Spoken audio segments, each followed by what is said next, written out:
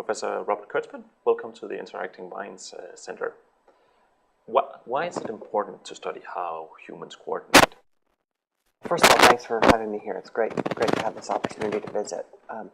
Humans coordinate in a way that's very different from the way almost any other species on the planet does. You have some coordination in chimpanzees and ants and so on, but this makes something very unique in what humans do. And it's important because many of the crucial things that happen in human dynamics are by virtue of coordination. So things like cooperating to build houses, also coordinating in intergroup conflict and warfare and so on. These are some of the most dramatic examples of human sociality.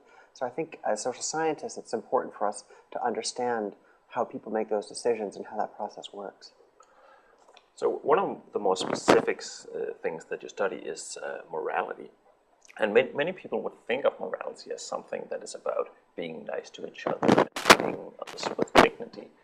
But your research shows that there is something wrong with this view. What is that?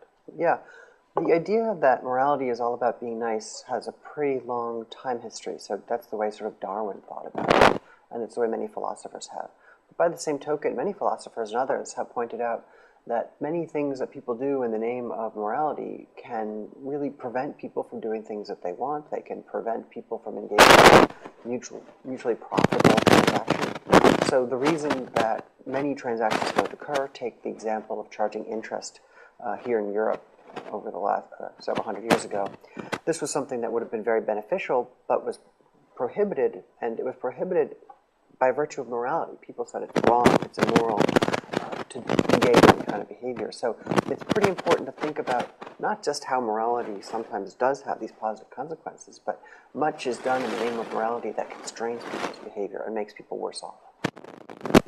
Yeah, and you just mentioned the name of Darwin, and that was no coincidence because one of the ways, or the main way in which you approach morality is that it's something that evolved through processes of natural selection over human evolutionary history. So if the evolved function of morality is not about being nice, what is the evolved function of morality then, according to you? Right. Well, this is a point of a certain amount of debate, and my view on this diverges from other people's views. But my position is that the way to think about morality is in the problem that humans have, which is that because we coordinate in groups, oftentimes we have to choose sides. When there's two individuals, we often are drawn into the conflict, either on the side of this person or that person.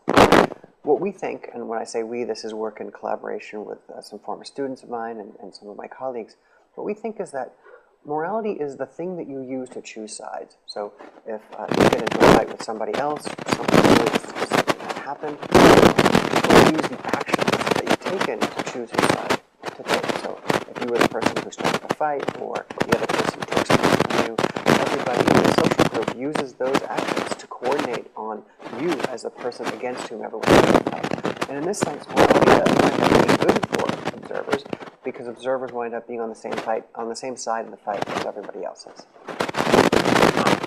So one of the things that seems a bit weird here is that if morality is just a tool for coordinating side-taking in disputes, so doesn't the content of the moral rules matter? Could you just as easily coordinate on siding with the murderer and the thief as against the murderer and the thief? Yeah, absolutely. And one of the neat things about morality, and this has been pointed out by anthropologists and psychologists who do cross-cultural work, is that in many cases moral contents do vary tremendously. And in fact, occasionally different cultures have exactly the opposite moral rules, exactly as you say. So in some places, there are rules that say, don't take. So in the West, this is the sort of rule. If this is my mug and you take my mug, then you're the bad guy. On the other hand, you could have a rule that says you must share. And some places do, which is if this is my mug and you take it and I object, then then I'm the bad guy. So exactly inverse rules apply depending on the cultural context. Now, there's probably some good reasons why we wind up with some rules as opposed to others, but in principle, almost anything can become a moral rule. And if you look around the world, there's an incredible variety of moral contexts.